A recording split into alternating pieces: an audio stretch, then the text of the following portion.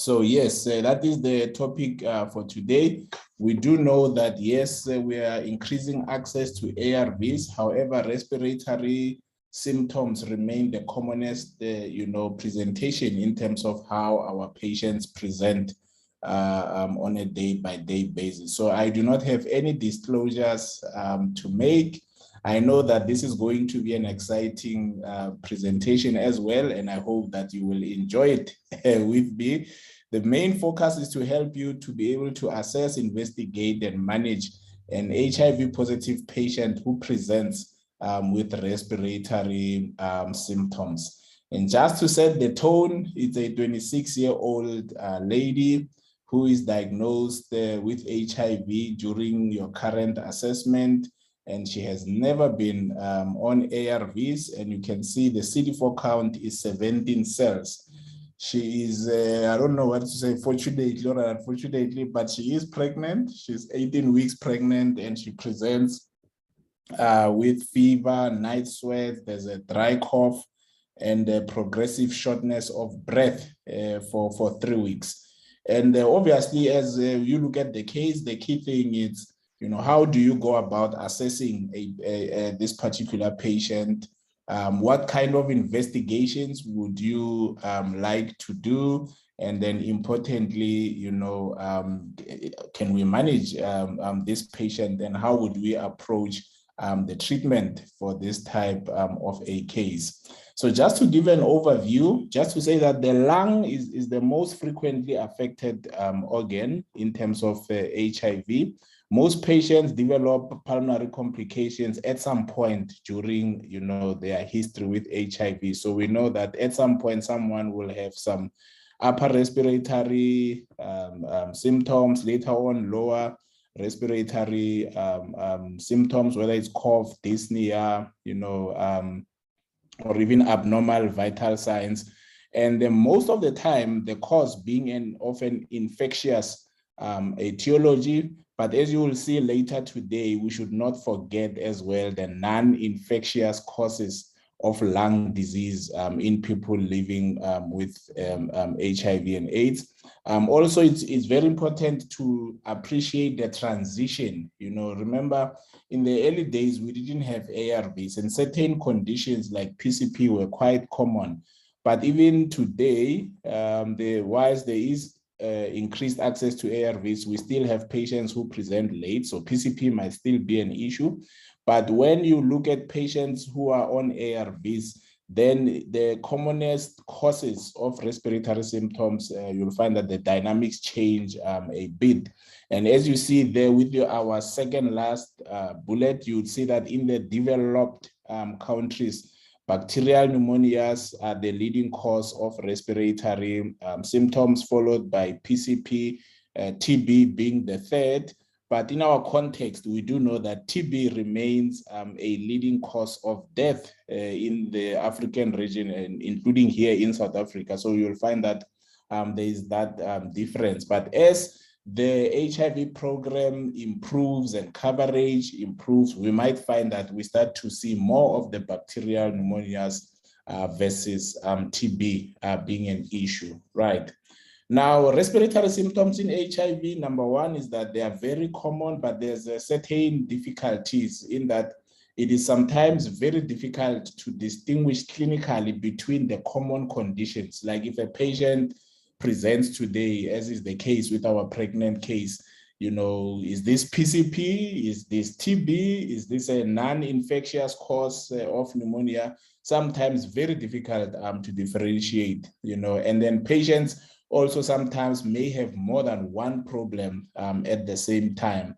So what you have is that you have a patient who acquires an HIV infection or disease, and that there is impaired, lung immune. So the normal immune response, be it innate or adaptive, these are affected by HIV, and certain infections therefore start to become a problem, leading to lung damage. And most commonly, we are worried about PCP and TB, but you'll see that once you have increased access to ARVs and you have fewer patients presenting very late with low CD4 counts.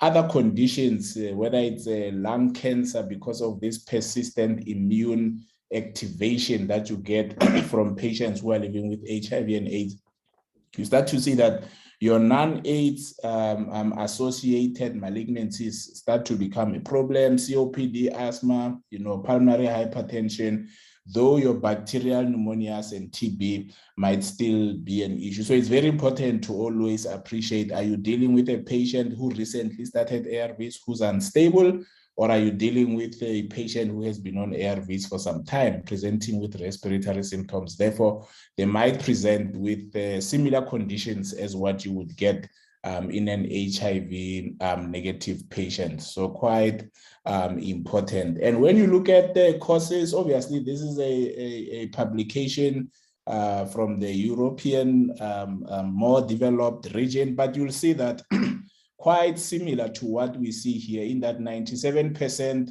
of pulmonary infiltrates in HIV positive patients are likely to be of infectious etiology, bacterial pneumonias being common, PCP and mycobacterial infections being common. This is very important because when we deal with advanced HIV infection and patients who are presenting unstable, we always talk about the importance of starting empiric treatment even when you do not have the final diagnosis. And how do you know what to give or what to treat? You have to know what are the commonest causes of respiratory symptoms in HIV.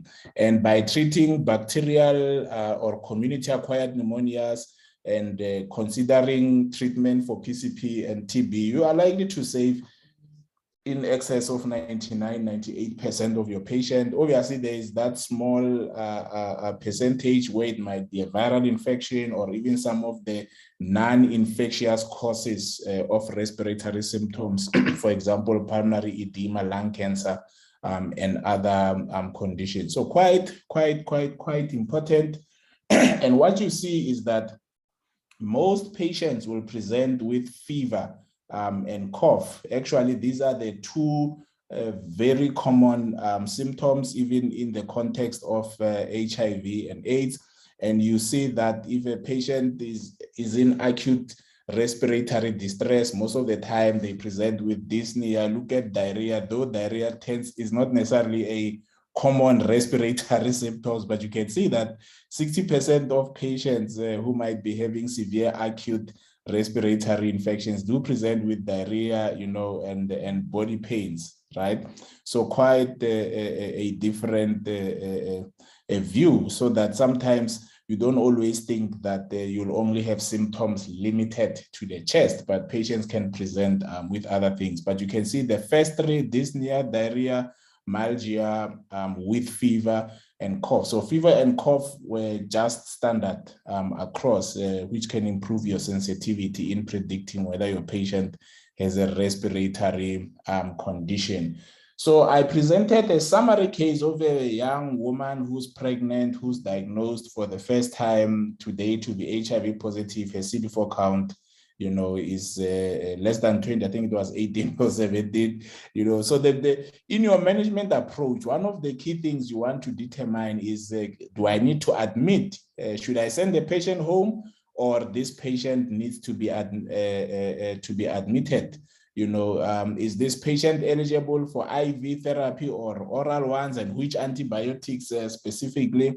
And then what else, can I offer a patient who presents with respiratory symptoms? Do I start ARVs now? She's pregnant, by the way. There's a third party there, the unborn child. We don't want the child to be born with HIV. So do I start ARVs today? Do I delay? So those are some of the issues you would have to take into account. And then, do I start cotrimoxazole? Do I treat for TB? And that is what we are going to be discussing very shortly. So here's a community-acquired pneumonia care pathway, and it starts by saying, when you have an adult who presents with respiratory symptoms, or where you suspect that this patient might be having a community-acquired pneumonia, remember the process for a hospital-acquired pneumonia would be different, because this is a patient who would present with a recent admission in hospital, discharged in the last 6 weeks, and you are thinking they probably got something in the hospital. There, you know that issues of cultures are very important so that you can pick up the bug. But a simple community-acquired pneumonia, irrespective of whether the patient is seen at primary healthcare or in a hospital, we have to assess the severity, because once you assess the severity of your patient, then you're able to determine, am I dealing with a mildly ill patient, moderately ill, severely ill, but some patients might be having mild to moderate disease, but they have comorbid conditions, or it's an elderly patient who is at the risk of deteriorating rapidly, even if you send them home. So you'd have to take into account, the age of the patient and some of the clinical indicators. Then you do some tests, and then you manage your patient. While this is a flow diagram that says you manage at the end, but when we are presented with an HIV positive patient who is clinically deteriorating, or whom we classify as having advanced HIV disease, we do not want to start to treat when we get the results. You have to consider preemptive treatment very early on, which has been shown really to contribute and to save lives. So I want to engage you further. So let's come back to the case. It's a 26-year-old lady. She's positive.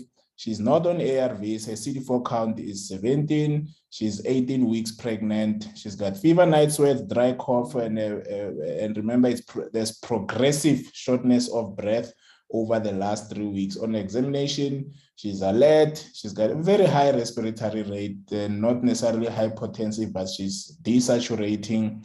Her temperature seems a bit normal. She's got the oral candida. You examine, the chest is clear. So if you look at it, she's very sick in terms of some of the indicators, but when you listen to the chest, you're not finding anything right there. So I have a question for you. Do you believe this patient needs urgent care? We always start with that. Do we need to admit, does the patient need urgent care? Yes or no? Dr. Mahlare, I'll ask you once everyone has participated to comment on this question. Yes, let's all participate. It always makes it a bit exciting. Great stuff. All right. So yes, so I'm going to stop there. We just give these things 30 seconds. I see most of you are saying yes, the patient needs urgent care. Few are not sure, and then one says maybe yes, maybe not. Dr. Mahlare, would you like to comment on whether this patient needs urgent care or not? Yes, thanks, Doc, and I'm very impressed with the answers, and I'm very happy for the participation. That a lot of people are participating. So, yes, I would say the people are correct. The patient does need urgent care. Remember, now we're dealing with not just one patient, but it's actually two patients, and you're looking to save 2 lives. So yeah, it does need urgent care. Thanks. Great stuff. Great stuff. No, thanks. It seems like my colleague agrees with you. And I think the bigger issues here, it's comorbid. So there's an element of pregnancy. The shortness of breath is progressive. The respiratory rate is just too high, and the desaturation, tells us that we might be heading into trouble. So I will always talk about the CAP 65 score. There's many other assessment scores that you can use. At the end of the day, it's your clinical judgment. What is very key is to always remember that these scores, particularly in HIV positive patients, are not very reliable, because an HIV positive patient, because of the lack of a competent immune system, they might present sometimes without even a temperature or without even coughing, but the bug is there. The only reason why they are not coughing is because there isn't enough, immune response towards the bug, and which is quite important. But all in all, what you're looking at is to assess whether your patient is still conscious, or if there's confusion. You want to check if there is a raised urea, if the respiratory rate is above 30, and remember, for our patient, this was 40. if the patient is hypotensive, our patient was not, and then also if it's an elderly patient. So you've got these 5 pointers. Then you need to assess, if your patient, like in our case, our patient probably has only one of these, which would be would classify her as a low risk, but she had 2 additional things which are not assessed by this particular score. She had she was desaturating 1, and 2, she's pregnant, So that's why I'm saying these are scores, but you have to really use your clinical judgment in making the final decision as to whether this patient needs urgent care or not. But all in all, this would be a patient we regard as high risk, even if we have only one of the indicators for the CAP 65 scoring system, for 2 reasons. The patient was desaturating, and also there's a comorbid of some sort, if you think of pregnancy as well, which is quite key. Now, what would you consider, as a part of your differential diagnosis?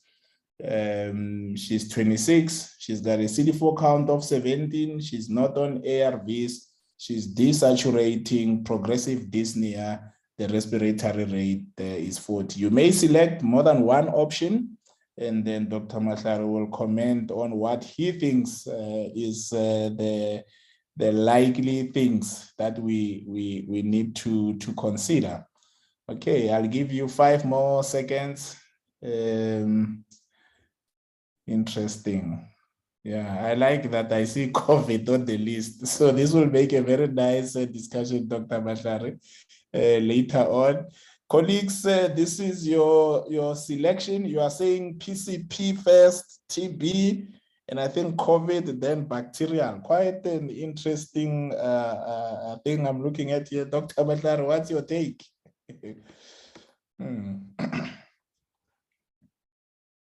Please unmute, Doc, if you are still there. Oh, yeah, my thing was muted. Yeah, so sorry, the poll has disappeared from I'm not sure if you're still sharing it.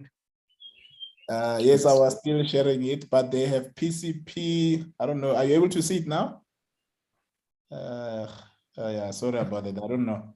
But the 84% said PCP, 78% TB, and then COVID followed, and then I was showing now on the side. So yeah, so this is very interesting in terms of the distribution of the results. And yes, I like that COVID is popping up now. But if you think about it now, we're no longer in a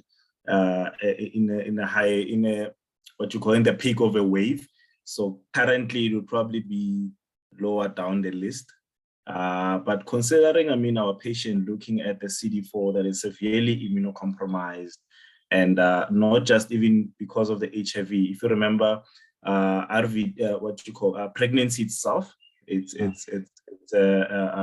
also immunosuppressant in a way. I don't know if it's the correct word to use, but immunocompromises an individual. So she's at very high risk of developing. So common things, usually happen commonly. So, and also you need to look at the environment that the patient is in, but in the general environment, it's most likely but taking into account the HIV, the TB should definitely be up your list, but obviously giving empiric treatment while waiting, antibiotic treatment while waiting for those results and all that. So I'm glad that actually TB is high up the list, but taking into account also that she's a CD4 17, you need to also obviously wake up and consider PCP. So yeah. So I think in terms of the high ones, in terms of TB and PCP, I would be happy considering the patient. All right. Yeah, and I think that is quite, and you can see if you look on your left, you see that we should never forget bacterial pneumonias, and usually that is the weakness in the system, because at primary healthcare, most of the time, we just want to do a gene expert and exclude TB, but we forget that there's other bacteria which can cause problems. And I think the top three there, bacterial pneumonia, TB, and PCP, but you should never forget the other things, especially if your patient is not responding to your initial treatment. You have to consider whether they've got other problems. So very common in our setting versus the less common. On your right there, you've got some of the infections in terms of in relation to the CD4 count of our patient. For example, if her CD4 count was 500, we wouldn't be thinking of PCP. TB would always be an issue, and bacterial pneumonias. But when you look, her CD4 count is below 50. So, at the CD4 count of below 50, almost everything is possible, including atypical forms of TB, some of your non-infectious causes, malignancies, fungal infections, even your Kaposi sarcomas, but always start with the top three. If your patient is not responding to your initial treatment, then consider other things. So yes, PCP, TB, and maybe community-acquired pneumonia, and then review if some of these conditions need to be reviewed as well.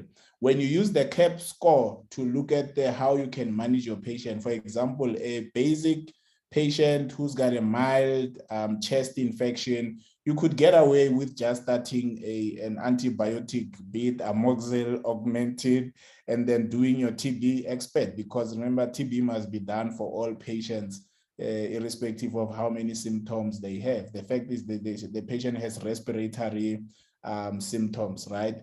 And hopefully your patient gets better. But for the very sick patients, you might want to do more, doing your gram stain to try to figure out what kind of community-acquired pneumonia we're dealing with, blood cultures. You might want to confirm PCP. We rarely do it. PCP generally is a clinical diagnosis, and I'll show you shortly what are some of the clinical indicators that will sort of shift you towards PCP. You might want also to consider COVID and flu. I think in today's context, it's always good to check for COVID, and it's very difficult to differentiate between COVID and some of these infections.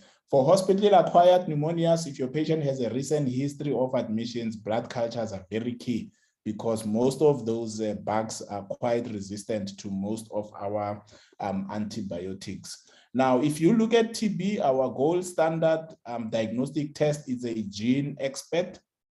And if you do a gene expert from sputum or other specimens, and the results come back as gene expert positive, rifampicin sensitive, this confirms that the patient has TB, and the type of TB they have is sensitive to rifampicin. Therefore, this patient can be treated with our standard TB regimen, rifampicin, isoniazid, ethambutol, and pyrazinamide, and you'll collect your microscopy smear so that you can monitor treatment outcomes for your patient, right?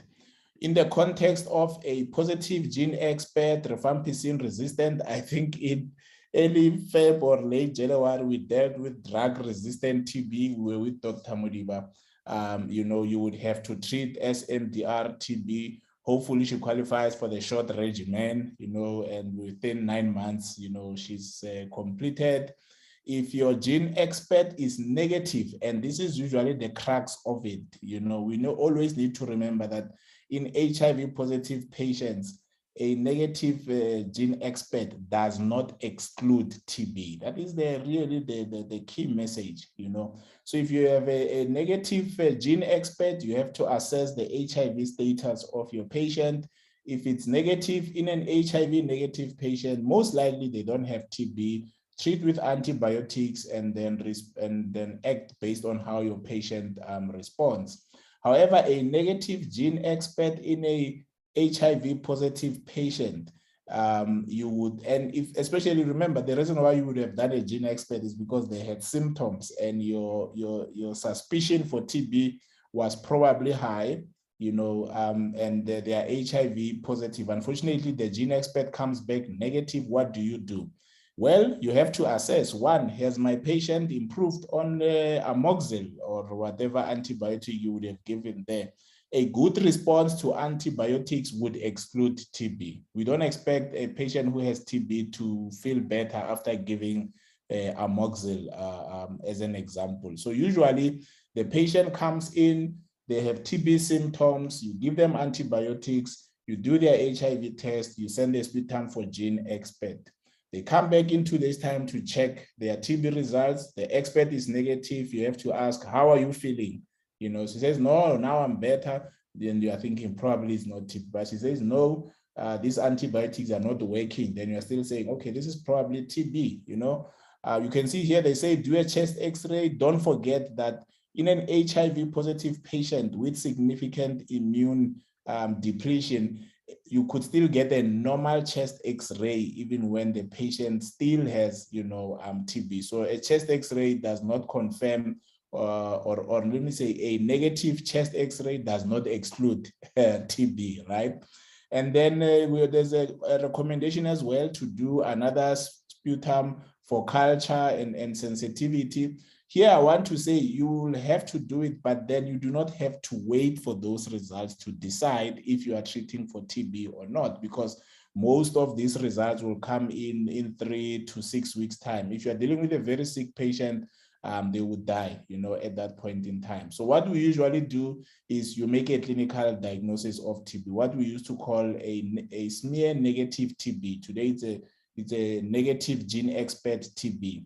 How do you diagnose it? Patient has symptoms, patient is HIV positive, the patient is not responding to antibiotics, the X-ray may support or not support. At the end of the day, you make a clinical diagnosis of TB and you start your patient on TB treatment, and it doesn't matter, you know, if the results come back and say it was not TB, you don't change. The TB treatment has to be taken and it has to be completed like that. So that is quite important.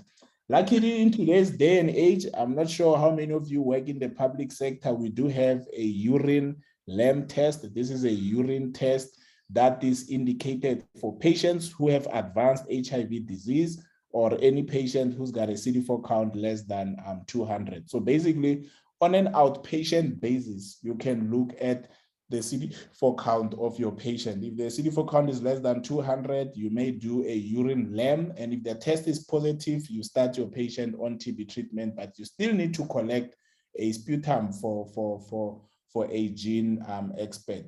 However, for patients with advanced HIV disease, a patient who's admitted because of respiratory symptoms in a ward, even if the CD4 count is above 200, you are allowed to do a LAM test because you are dealing with a patient who's got advanced HIV disease. So very important to classify your patient as to are we talking about outpatient or inpatient? You can see here, they say if a patient is admitted, all hospitalized patients, right, are considered seriously ill and they need to get a urine LAM. So if you have a patient you admitted today who's HIV positive, they must get a LAM. It's a required test.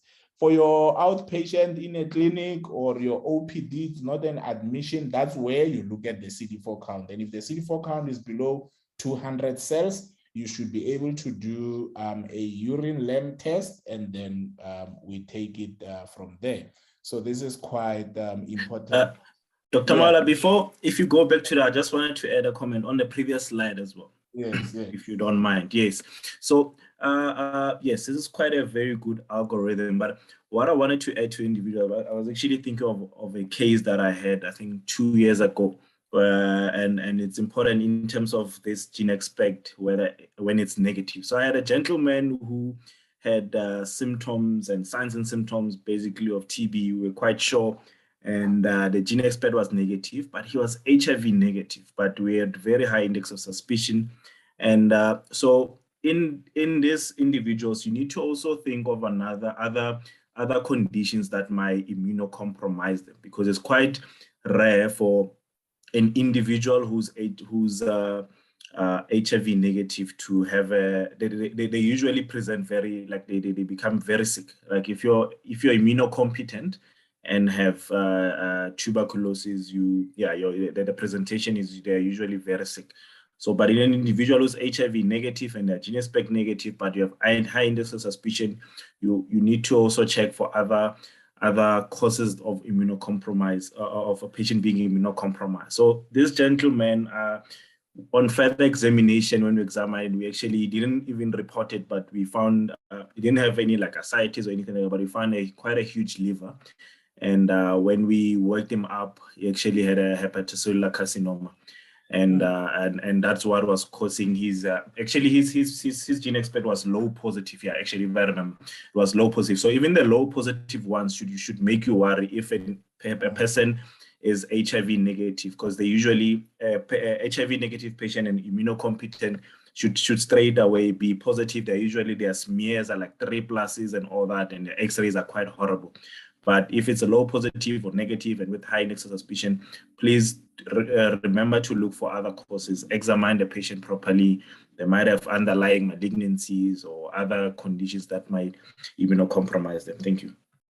Yeah, and I'm happy you have mentioned that, because here we say HIV positive, but all it means is that you are dealing with an immune deficient patient. So any immune deficient patient, for whatever reason, this algorithm should be taken into account. I just wanted to check, Kobas Brett, is your hand up? I have 5 seconds maybe for a question or a comment, if you, because I see your hand is up. If it's by mistake, then it's okay as well. Kobas? You may unmute or lower your hand. Okay, no, that's fine. All right.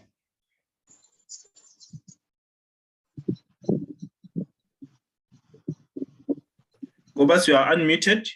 You can, oh, now you're muted again. I think we will take the hands at the end, yes. So yeah, so I think quite important, remember the LAM test as well can add value to your diagnostic process. However, a negative LAM again does not exclude TB. X-rays generally unreliable. It's significantly immunocompromised patients because they do not have enough immunity to generate any abnormalities on an X-ray. However, most of the time, if you have a patient who presents with diffuse interstitial infiltrates, especially if they are bilateral, you should think of PCP and mostly as well TB, especially if they are a bit nodular. If it's a focal consolidation, affecting one lobe, TB is still possible, but most of the time you'll find that you are dealing with more of your bacterial infections as well. And then sometimes you get your cavitations, which would be an obvious one, a pleural effusion, but also a pneumothorax, especially from PCP or even from TB as well. So quite common in terms of the radiological findings. Like I said, if it's a unilateral lobar infiltrate, you need to investigate, take your blood cultures, collect sputum, do your gram stains and other tests. You'll probably pick up some bacteria. It can still be TB. We should never say never. But with TB and PCP, they tend to present with multiple bilateral diffuse pulmonary infiltrates. TB in an immune competent patient is aerophilic, so it likes the upper lobes. In a significantly immunocompromised patient, you might only find the perihilar lymph nodes because they do not have enough immunity to create cavities and so on. So quite important in that approach. So remember, we said our patient needed urgent care. We had a differential diagnosis discussion. Now I want to pose a different question to you to say, in terms of your treatment options, what would be some of your options for our pregnant lady there?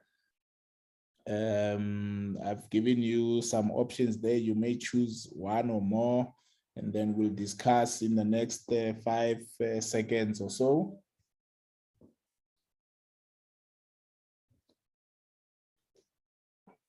All right, 3 more seconds. Thank you for your participation. I really like that. So I'm going to stop right there and then share the results. Yes, oxygen, because she was desaturating and she's pregnant, very key.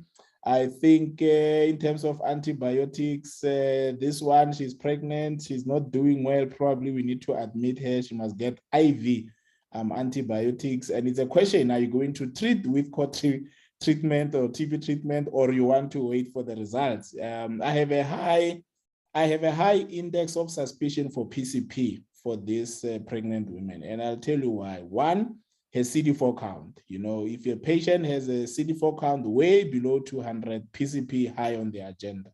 Clinically, you know, that dry cough with progressive shortness of breath, I tell you, probably PCP.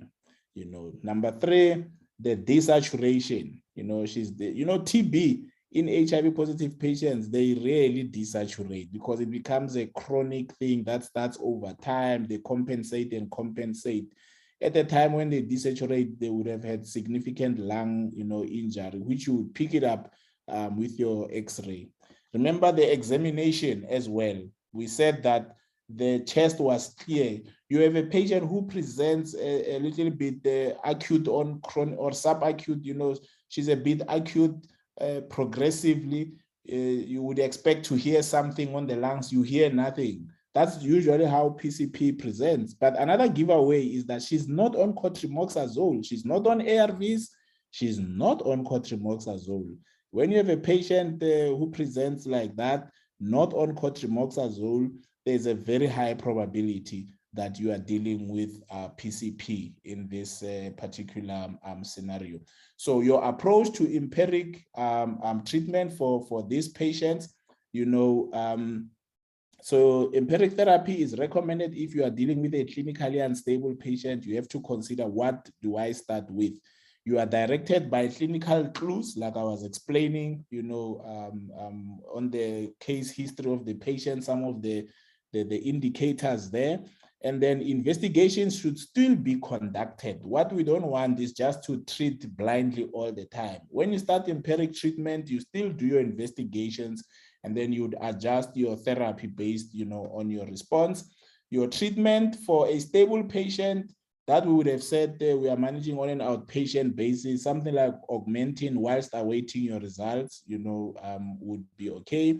But for unstable patients, these patients would need to be admitted. Generally, they require IV drugs, antibiotics, and then you must also consider adding a macrolide like your azithromycins and so on. You must consider high-dose cotrimoxazole, particularly for our case, because we think PCP is high on the list.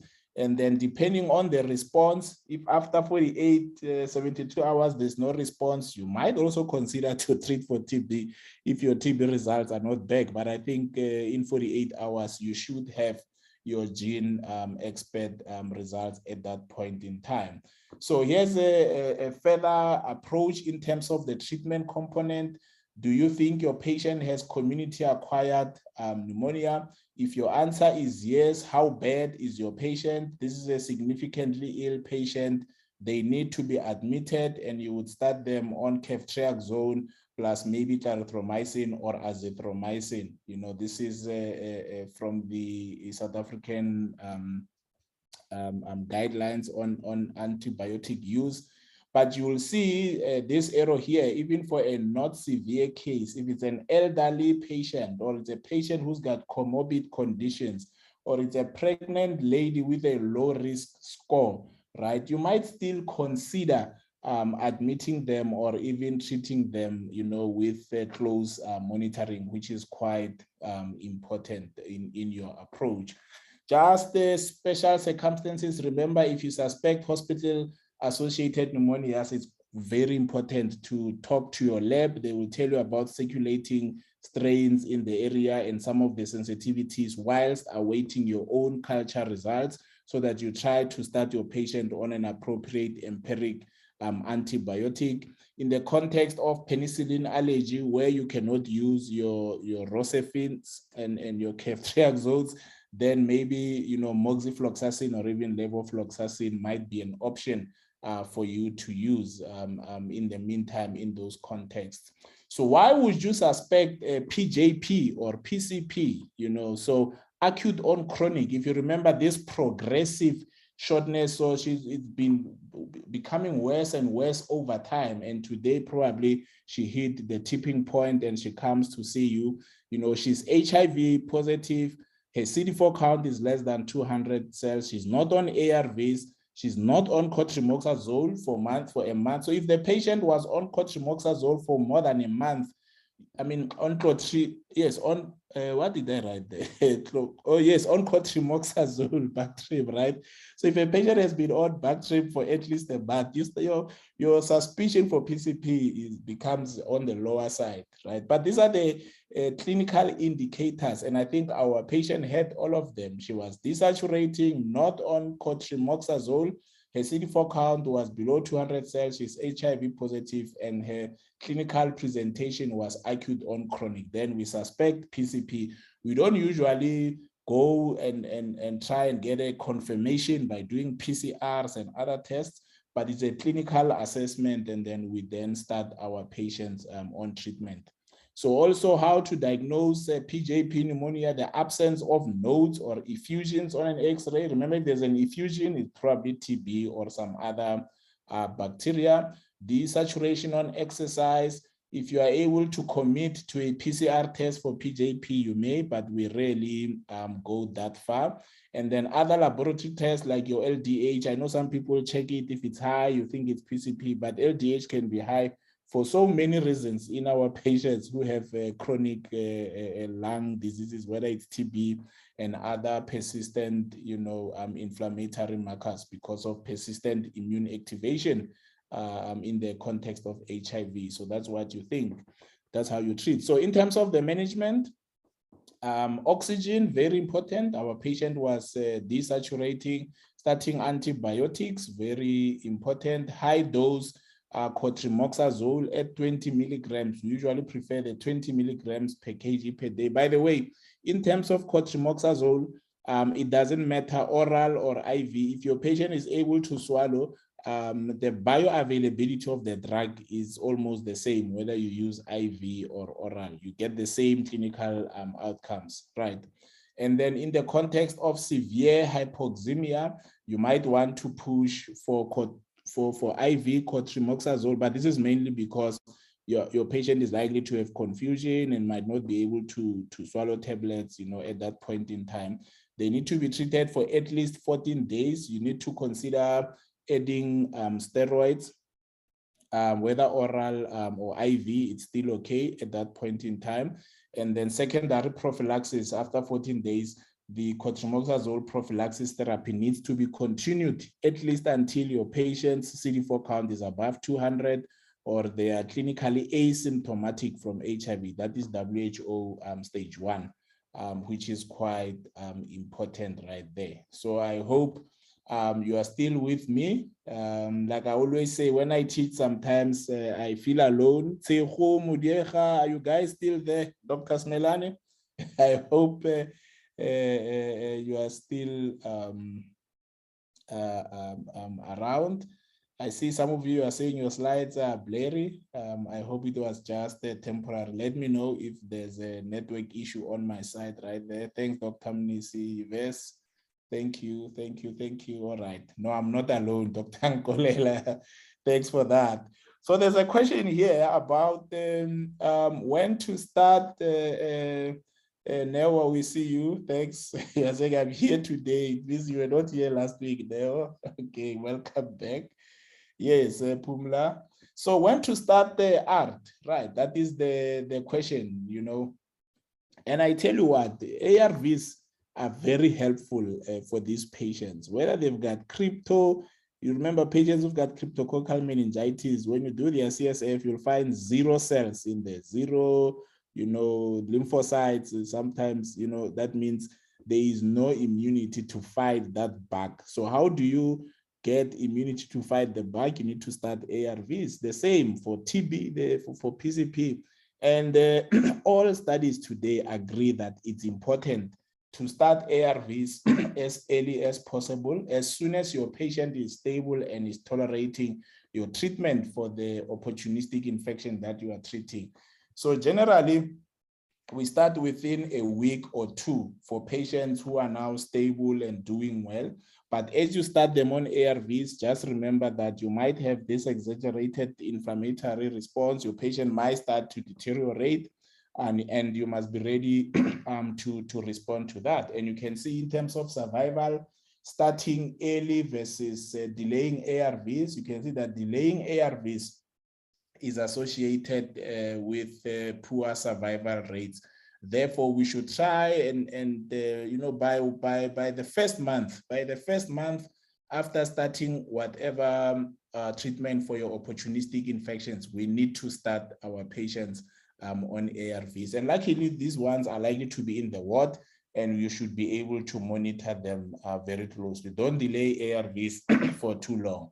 What happens now if your patient is not improving after 10 days? So you think this is PCP, you have started treatment, and your patient is not improving. You know, how do you approach this type of patient? So there is a definition for clinical failure, which is the lack of improvement or worsening of respiratory function, you know, after a patient has taken PJP treatment for 4 to 8 days. And I remember my mentor, Dr. Dave Spencer, used to say, patients who have PCP, when you start them on treatment, the first 48 to 72 hours, they sort of deteriorate first before they get better, you know. So that's why we talk about 4 days. So don't judge it by 48, and sometimes by 48 to 72 hours, your patient sort of gets worse first before they get better, you know. But if by day 4 to 8, your patient is still not getting better, the fevers are still there, the hypoxia is getting worse, you know, then you should be concerned. And when you do your x-rays, maybe your x-rays are also getting worse, you should be thinking, maybe this patient is failing my current treatment, you know. And it could be because of poor absorption of the drugs. If your patient is taking oral, maybe there's poor absorption of the drugs. Maybe there is another underlying cause which we need to diagnose. Maybe there's a comorbid condition, or the PJP bug is resistant to cotrimoxazole, which is quite common because it's a drug that we use almost everywhere. Therefore, you might need to consider primaquine with clindamycin rather than using Bactrim on its own. So remember, clinical failure is something that has been recorded in patients who have PCP. Sometimes the diagnosis is just wrong. So maybe your patient has COVID-19 or just flu, you know, or just pulmonary hypertension, or, you know, TB, which is not easily diagnosed. And maybe we need to treat both TB and PCP resistance to your current treatment. Maybe you need to change, you know, the treatment. So, or even non-infectious causes, which sometimes, you know, we don't think about. We always think it's TB, bacteria, and other conditions. So quite important. I have a question for you here. HIV, is HIV a risk factor for COVID-associated mortality? What's your take? Dr. Matlar, you'll tell us about your experience in the mining sector there. Is HIV... I like this question. Every time I ask it, it's a 50-50 kind of... this is very interesting, I think. All right. Let's all participate. I'll share the results so that you can see shortly. All right. Very, very important question, I think, in today's era. So 60% say yes, HIV infection is a risk factor for bad outcomes in COVID, and then 40% say no, HIV has no impact. Dr. Matlar, what's your take? What's your experience in your hospital there in the Northwest? Yes, Doc. So yeah, in the mines, as you know, I mean, the mine based on the setup with migratory labor and all that, there's a high prevalence of HIV. So I had the privilege of working, of running a COVID-19 ward. In my experience, actually, with the COVID-19 patients that I had, I didn't see HIV being that much of an influence in terms of severity of disease or severity of COVID-19. But however, in terms of diabetes, a lot of diabetic patients were then deteriorating. But HIV, to be honest, in my experience, I wouldn't say that based on the patients that I had, that it had that much of an influence. But obviously, we do encourage individuals to be compliant on treatment or all that. But based on the patients that I had, it wasn't too much of an influence. I had, in terms of looking at the severity of the patients who had severe disease and their HIV status, I could not draw up a conclusion with regards to that. Yeah, it's quite interesting because I don't know if you did follow the discussion very early on. Some people believe that ARVs had a protective benefit. Some people believe that ARVs could treat COVID, but the studies then didn't support that. I know that in the province, it was the fifth, should I say, leading risk. So when you take diabetes, hypertension, obesity, I think chronic lung disease, asthma, COPD, in Mpumalanga, HIV was the fifth, it was on the top 5 basically as a risk factor for patients who had died for COVID. So yeah, so and let me share then some data with everyone. So this is a local study looking at risk factors for COVID-19 deaths in a population, in a cohort. So they followed these patients over time. You can see they followed 3.4 million patients, of whom 22,000. So these are 3.4 million patients who were HIV positive, right?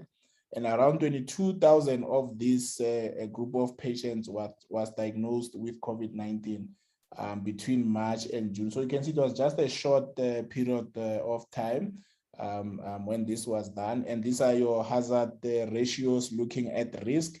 And you can see something like the older you go, diabetes, the risk is significantly high.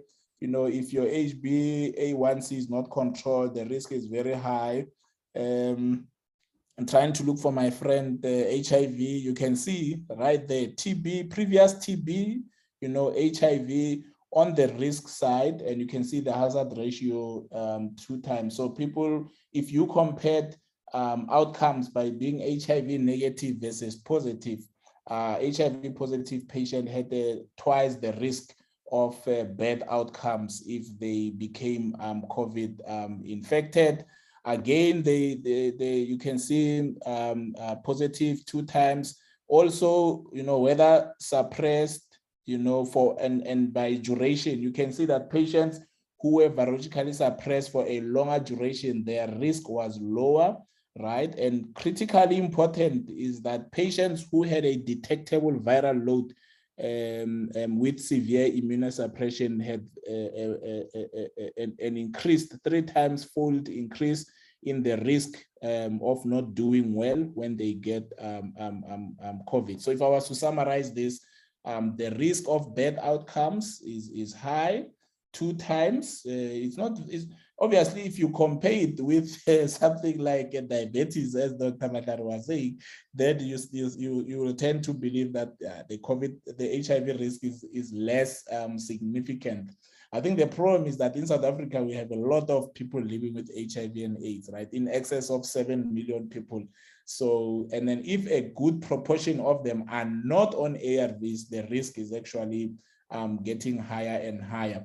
And this is a review, and you'll see even Dr. Magara said in his setting, it was not much, and the studies as well. This is just a summary of a whole lot of studies that looked at HIV and COVID-19.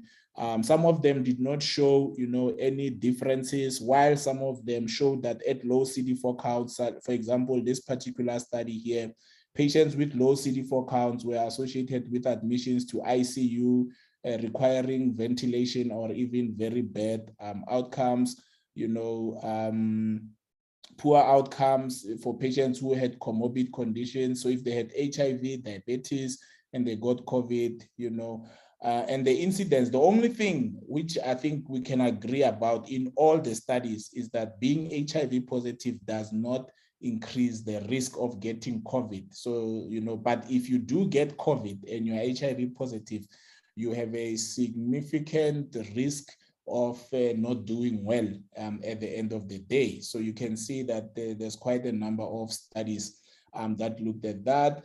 And again, as well, in terms of the management, if your patient has mild, moderate, or severe disease presenting as an HIV infected patient, they are managed almost the same way as an HIV negative patient. Obviously, there's an issue with the use of steroids in an HIV positive patient because that might predispose them to CMV, PCP, and other problems if it's used for prolonged periods of time because it's a steroid. But all in all, HIV positive patients who have COVID are managed in the same way as an HIV negative patient who has COVID, but they need to be monitored closely because some of them might not do well very early on, and it's important to ensure that they are on ARVs because a high viral load is a key predictor of bad outcomes in COVID, HIV, co-infected patients. All right. Right. So, and the interface is very complex. It goes beyond a single patient who is infected. Because remember, under COVID, we had lockdowns. Under lockdowns, it means some of the HIV prevention interventions, became less accessible. That means we had more people becoming infected at community level because prevention, was weakened.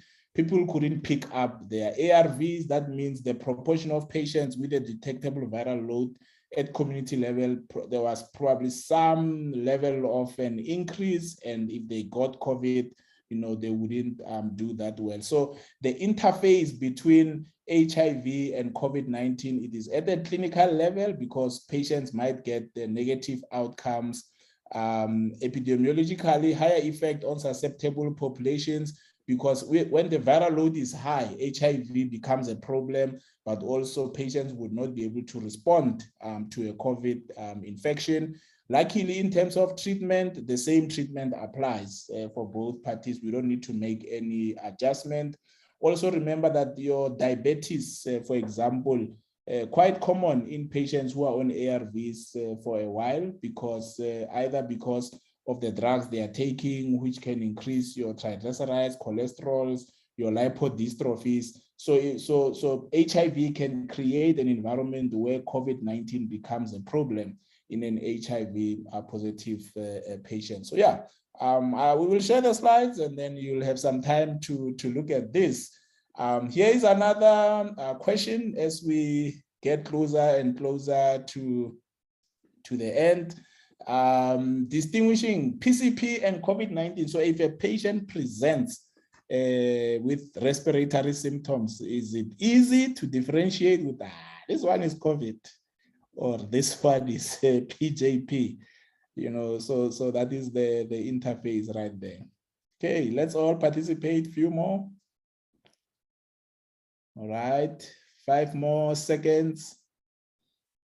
Dr. Matar, what do you think? Do you think it's easy? Because not at all. Yeah,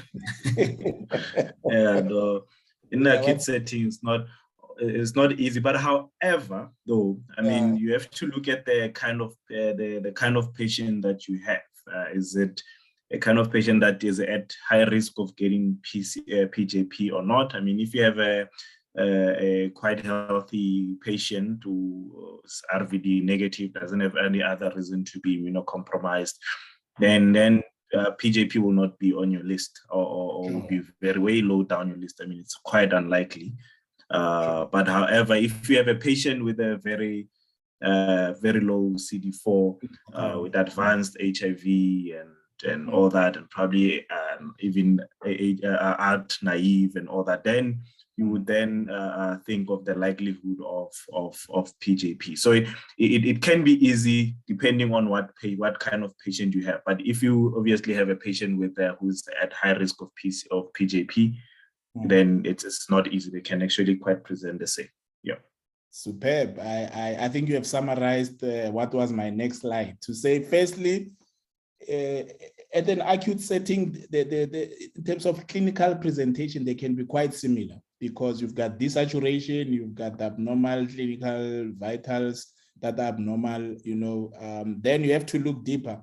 If it's an HIV, COVID-19 co-infected patient, and the CD4 count is way above 200, PJP is unlikely. I think that is what Dr. Matlhare was saying to us. If the patient had been on cotrimoxazole prophylaxis, PJP is unlikely.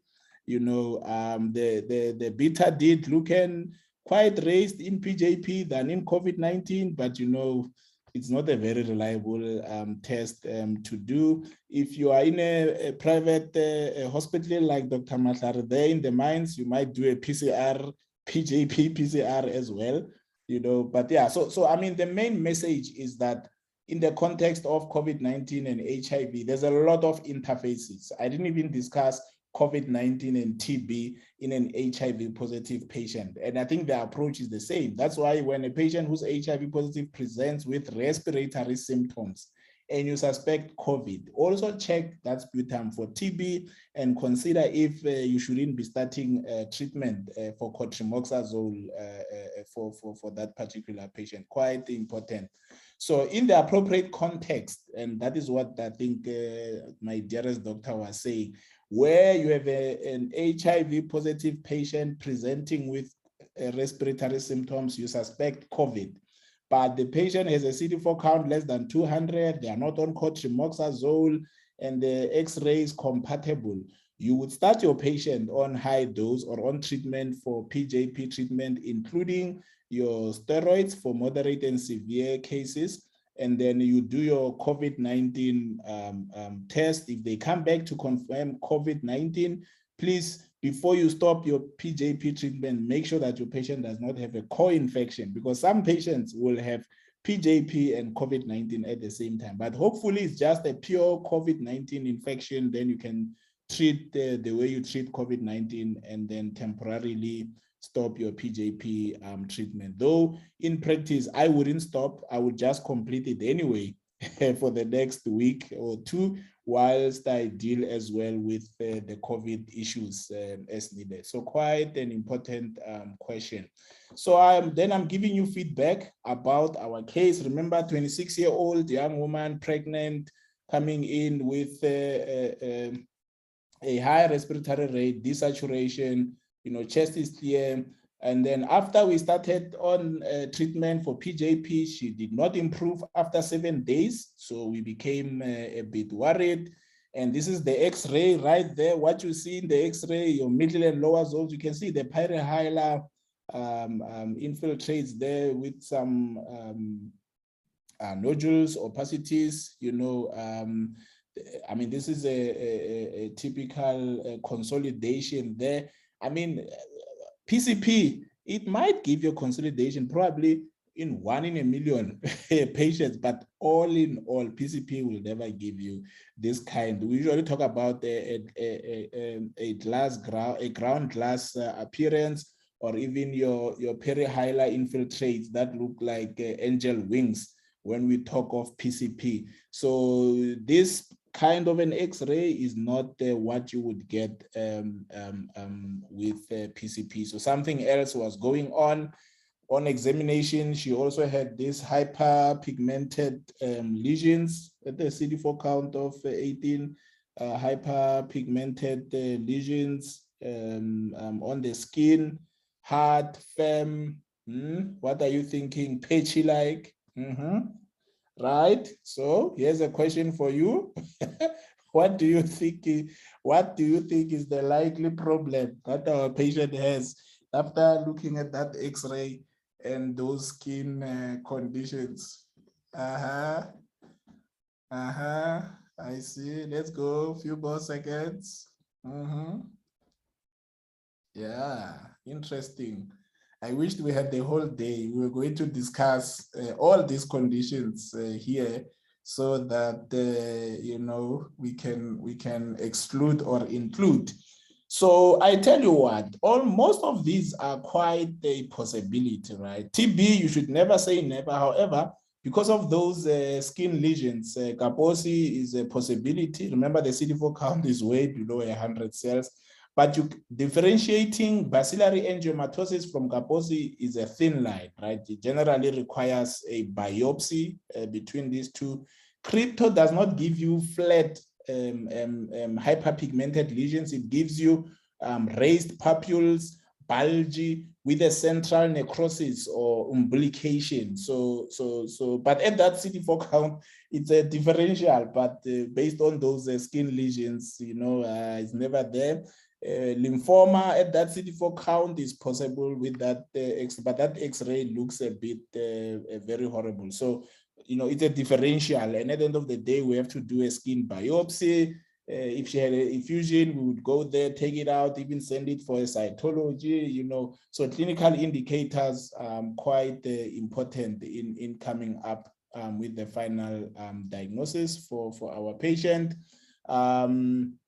So the question was, how would you manage if there's no response and she continued to deteriorate? A biopsy came back to say Kaposi on the skin, and then because the lung as well, there was a lot of bleeding. She was referred for oncology, and the patient received 4 cycles of chemotherapy there, which was followed by 14 cycles of further treatment, and the KS lesions demonstrated good clinical response.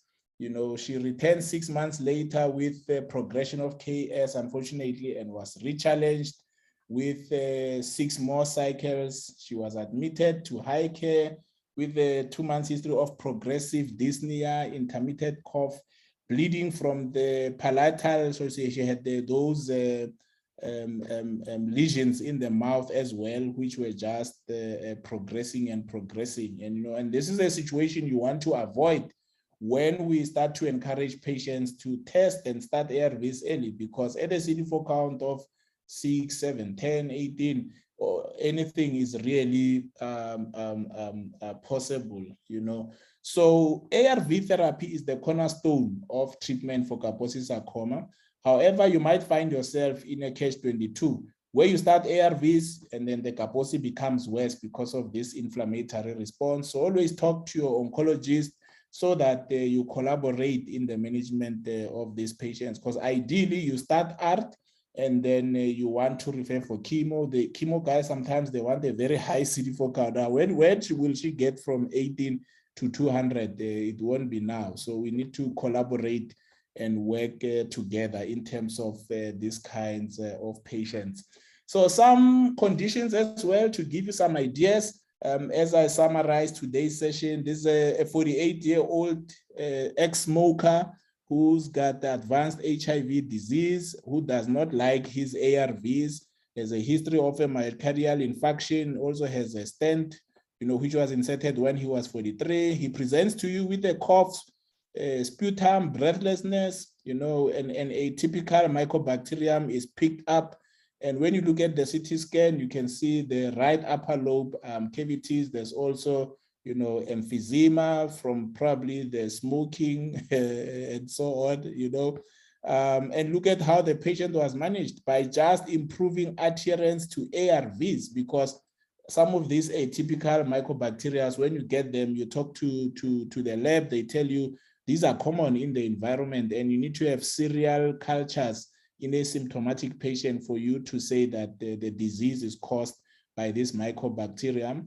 And sometimes by just improving adherence to ARVs, the viral load being suppressed, the immune system improving, you'll find that you manage to actually help your patient. Then obviously for the emphysema, the patient required further rehabilitation and bronchodilators.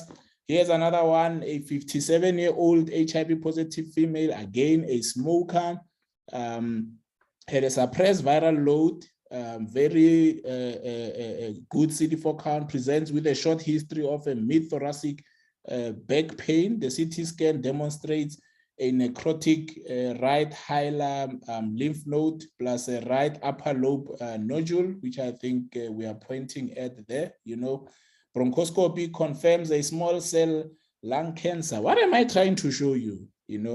Remember when we started, I said, yes, we have patients who present late, like our case scenario, they'll come up with PCP and those kind of medical conditions.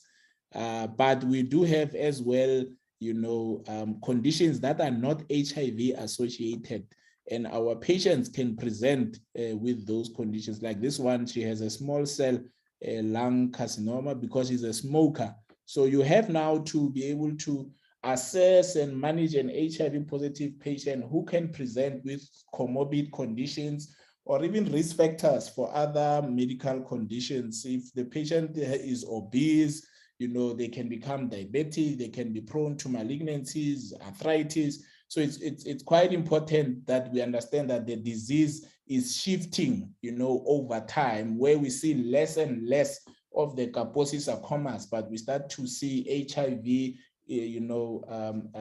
integrating or with other non-communicable diseases. And remember, HIV positive patients might be prone to non-AIDS associated malignancies because of this persistent immune activation and the body being exposed to the inflammatory markers that we see, so quite interesting cases for you. So prevention is better than cure. Make sure that your patients who are HIV positive, they are on ARVs, they start early, they are adherent, relevant vaccinations, are given. Your prophylaxis therapies, which we discussed last week, cotrimoxazole, INH, fluconazole are prescribed as indicated, and lifestyle modification is important because respiratory symptoms in an HIV positive patient today, it's not only due to our traditional PCP TB, you've got COVID-19, you've got flu, then you've got the lifestyle things bringing in additional risks because our patients are no longer dying, they live long like any other person. So to summarize, always assess the duration of symptoms. It will help you, to get an idea. Do an X-ray, though sometimes not helpful. A CD4 count is powerful. Actually, I tell you, if you have a patient you are admitting, always do a CD4 count because it helps you to include or exclude certain conditions based on your differential. Because if the CD4 count is 800, certain things we don't look at. Also use point of care test, your urine LAM, it's a quick test. You can get immediate results there in your ward, and then it's quite helpful. Collect sputums, bronchoscopy where available. We know in our public sector, some of these things we are not able to get. So remember, community-acquired pneumonia, TB, PCP remain at the top, but don't forget the conditions we've just discussed, especially your non-infectious causes. They are a bit problematic. All right, so I hope you have managed to grasp something from today's session and that it was worth your time as well. Great stuff. Dr. Mahlari, I don't know if there's any comments or questions from colleagues which we need to deal with. Yes, and thanks, Doc, for the informative session. I mean, you're such a great teacher, and I think a lot of people learned. So colleagues will be getting into questions. I see Craig has his hand up, so I'll start with the raised hands, and then we'll answer those who have written in the Q&A. Craig? Yeah, good evening, everyone. Dr. Mawela, thanks for the presentation. Thanks, Doc. Yeah, so I have a question for you.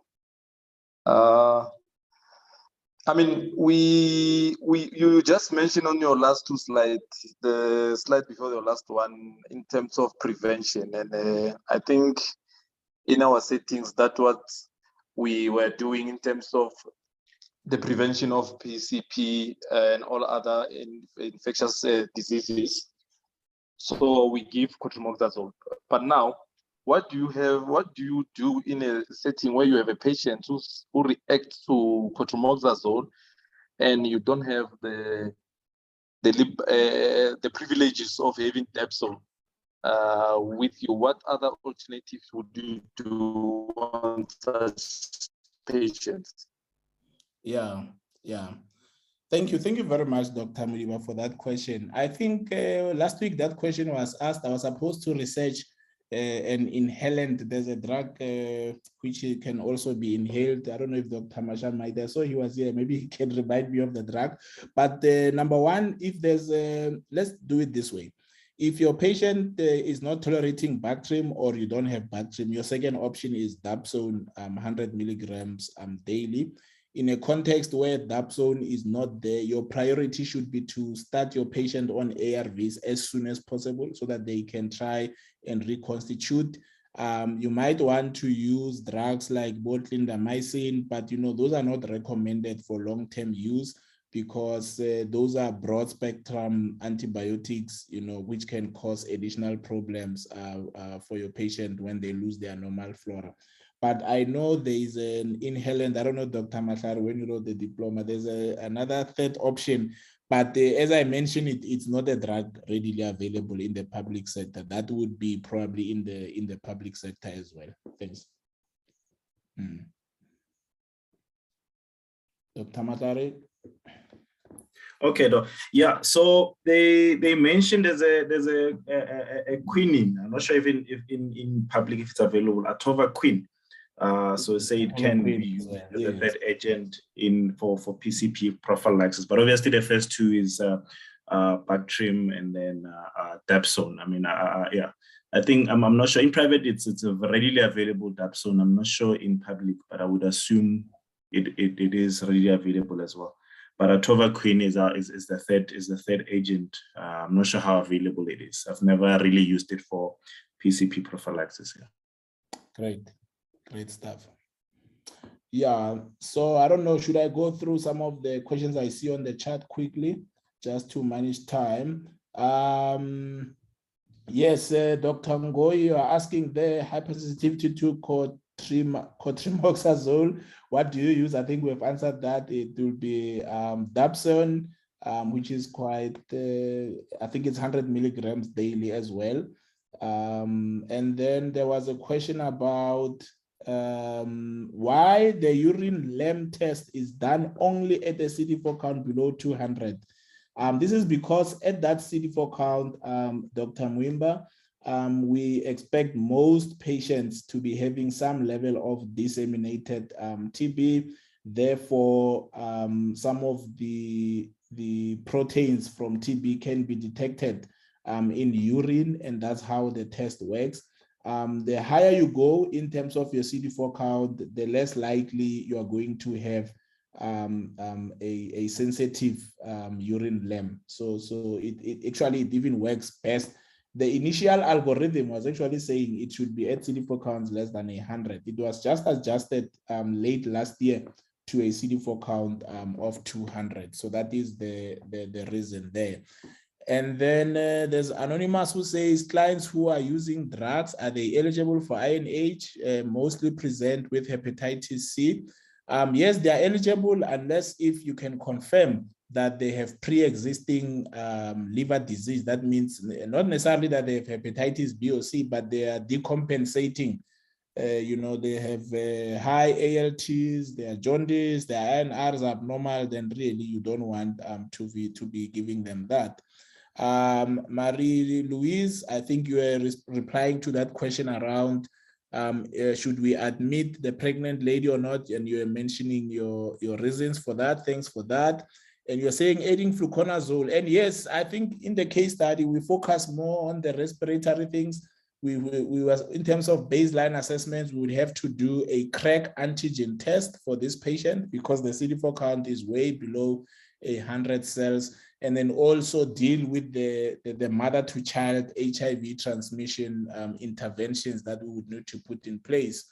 Mudiecha, you are saying, where I work, all HIV positive patients with a positive gene spread are put on Bactrim, irrespective of CD4 count. Yes, remember, eligibility to cotrimoxazole requires two things. Either you have a very low CD4 count, below 200, or you are WHO clinically stage 2, stage 3, stage 4. So if a patient has HIV and TB, that will be WHO stage 3, and therefore they are eligible for cotrimoxazole prophylaxis therapy.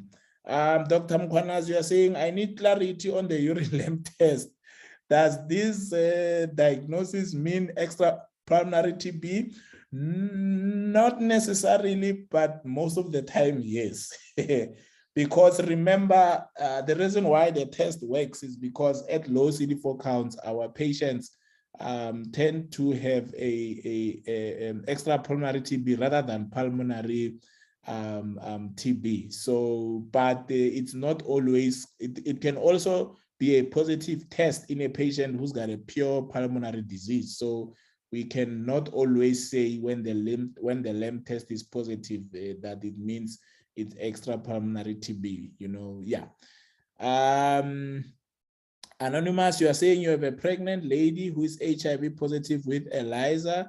The results delayed in her second visit. She was tested with a rapid test and the results come back negative. Apparently, when the patient went home, the ELISA came back with the courier. Then the client was called for initiation. We took baseline blast, the viral load came lower than detectable. Yeah, Rivers, that's trouble, isn't it? Do we continue with treatment or leave it as PrEP? Yeah, what do we tell the client? So you need to call the lab, right? And verify, you know, the quality assurance around the ELISA test, because basically you have two negative tests. You have got your rapid test, which was negative, and you have a viral load that is detectable before she even starts ARVs. So you might want to do your final qualitative PCR, not necessarily a viral load, and then make a judgment call based on that. But we need to avoid keeping her on ARVs because she might end up being on ARVs forever. We need to check the quality assurance of that ELISA test. And I wonder why you do ELISA tests, because it might be in the private sector, I suspect, because nowadays a rapid test is good enough. And even in the lab, sometimes when you request an ELISA, they do a rapid test in that setting. So yeah. Dr. Bawala, can I comment on this, please? Yes, please. Yeah. So yeah, I'm not sure why the person is anonymous. Yeah. So yes. So anonymous. Just to add on there, because it's not a controversial question, but yeah. So there's two scenarios, and I think one of them you touched on it in terms of an HIV that the quality assurance in the lab that maybe it might have been a false positive. The other scenario, which I think we need to also remember, there's a group of individuals. It's very low. It's a very low percentage, but they are called elite controllers. So you have individuals who are naive on treatment, but they are virally suppressed. And this might be one of the individuals whereby the ELISA is positive, if let's say it is a true positive. And if you do, in private, we do baseline viral loads, but I know in public, it has been, it's not on the guidelines to do baseline viral loads. But however, if you happen to have done a baseline viral load is lower than detectable with a positive ELISA, you would then want to confirm the ELISA that it is indeed a true one, because to obviously make sure that it's not a false positive, you might either repeat an ELISA or what we do in private. I'm not sure Dr. Malu might comment about the public setting. There's a test that we call a HIV Western Blot. So the Western Blot basically will then sort of look at those proteins and confirm that is HIV 1 or if it's HIV 2, because I mean, in our city, obviously HIV 2 is very, very, very rare. I mean, it's in Western Africa, but a Western Blot would then confirm the presence of HIV and would even tell you whether it's HIV 1 or 2, because you might remember our ELISA. I'm not sure in terms of NHLS how they print it, but in the private lab, they'll show you that the ELISA being positive, it detects antibodies to basically HIV 1 and 2. So you might find that and the viral load that we do commonly in sub-Saharan Africa will only give you a viral load for HIV 1. So you have a positive ELISA and a viral load that is lower than detectable. So it might be that we did a wrong viral load because you know that the patient is HIV 2, or that actually the patient is HIV 1, but is an elite controller. And yeah, so that is my comment on that. Thanks. No, I think you are spot on, and we had that case when I wrote my diploma as well. Yeah, you know, yeah, and I mean, that's why I always say call the lab. and then they will advise on further tests that need to be done. The problem there is that you've got discordant results and your viral load came back suppressed, you see. So if your second test came back positive as well and the patient was suppressed, I would confidently say the patient has HIV because you at least have 2 positive tests, Now, just call the lab, verify the quality assurance. You might need to repeat the test, and the repeat test, if it comes back still positive, most likely you are dealing with a patient who is not progressing. We used to have a lot of those. Now it's difficult to pick them up because of universal test and treat, and we don't do baseline viral loads anymore. So I think Dr. Matlare gave a very good account on how you can approach that patient. Just to then close with the last 2 questions on the chat, and then we should call it a day for today. Simpiwe, you are saying, can we touch on empirical TB treatment for advanced disease involving extrapulmonary sites? Remember, the treatment is the same, Simpiwe, so it will still be RIFA-4. It's a question of whether you're going to treat for 9 months versus 12 months, depending on whether you are dealing with TB meningitis, TB of the spine, or just pleural effusion, So it's the treatment is the same. It's a question of 6 versus 9 or 12 months in terms of the duration of treatment. Though we call it empiric, it's TB treatment which we won't stop. So quite important. Mpologeng, you want to hear about Western Blot? Yeah, in the early days, sometimes that's all we had. It was before we had viral loads and other things.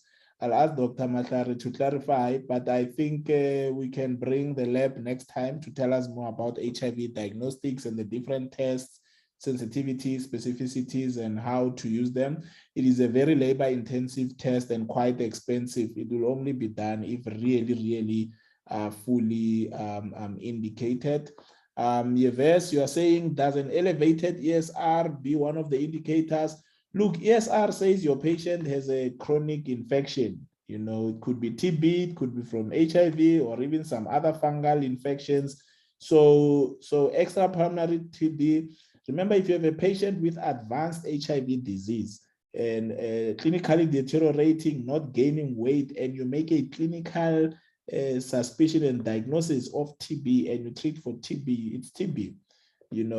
But as to whether that TB is extrapulmonary or not, it will be difficult unless you have a confirmed diagnosis either via biopsy or picking up TB from a sterile fluid like urine, CSF, blood, So if your TB back tech comes back and says positive for TB, your cultures, that's when you can confirm that it's extrapulmonary TB.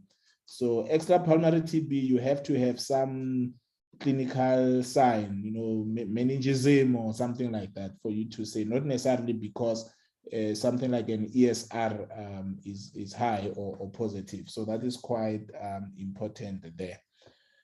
Thanks, Leta. You say you love us. We love you too. Thank you for always attending. Dr. Matlare, any additional comments on Western Blot? But otherwise, I think we can try and schedule a session on HIV diagnostics later on.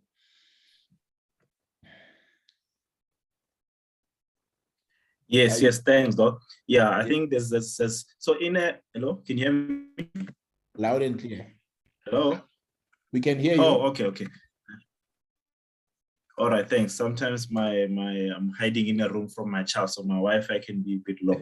So yeah, so Western Blot, it's not ordinarily a test that you would just do for any patient, but and as you've mentioned, I was just actually trying to see if I can share results without showing the patient's name, because I had for some reason in the minds, I've got quite a couple of elite controllers, about 10 that I know of, and I had one about 2 weeks ago. So Western Blot, yeah, I'm not sure whether, I think on the guidelines, it doesn't actually appear. But it's a good to note or something like that. For instance, in the minds, we don't have that sideline committee So we are the third line committee. So when you have those patients that are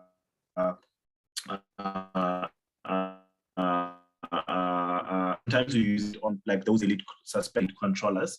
So if a patient like the one that I think one of the questions had that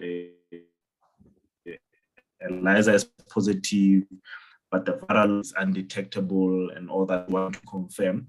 But it's not that two ELISAs that are positive. Even if the viral load is undetectable, you can almost 100% sure or 90-something% be sure everyone. Because in our setting, sub-Saharan Africa, especially South Africa, HIV-1 is common and is subgroup M type C. If you want to go more into that, you won't really have to do it. But it's a yes, sir. Hello. I was saying that your network is a bit poor. Yes, I was saying your network is a bit poor. My network is... Yes, let's do it this way. Let's do it this way. We will share more information about the and then can you hear me now? Yes, but it's cutting. Let's leave it at that. This one. We will share more information on it, Doc. All right, I think that is fine. Yeah, so colleagues, just to say thank you very much for attending. I just want to remind you of upcoming events, and then we leave it at that. Just to say that the next HIV masterclass, we will be looking at HIV resistance. So I'm hoping that you will join us for that one. We also have seminars in surgery on the 1st. We are looking at pediatric abdominal emergencies. And then also on the 7th of March, we are looking at preeclampsia, and we've got Prof. Mfundo Mabenge, from the Eastern Cape. So we are spreading our wings, and I hope that you will really enjoy this session. Remember, become a member so that you are able to enjoy certificates, CPD points, free courses, discounts, and all sorts of things. But that will also enable us to continue to maintain this platform and increase access to your professional development right there. Thank you very much for all the feedback, and may the good Lord richly bless you. Dr. Mahlare, your network was a bit poor. I'm not sure if you are able to say your bye-byes as we close. Yeah, I think he's not. Hi, Doc. Can you hear me now? Yes. My network now. You may say your bye-byes. I'm audible now. Yes. All right. No, thank you very much for the invitation. And yes, and yeah, I do appreciate the teaching, and I would encourage everyone to actually join the platform and to make it as successful as possible. And yes, that's it from my side. And thanks for all the contributions and questions that came from the attendees. And thank you, colleagues. Bye. Good evening, everyone. Thank you.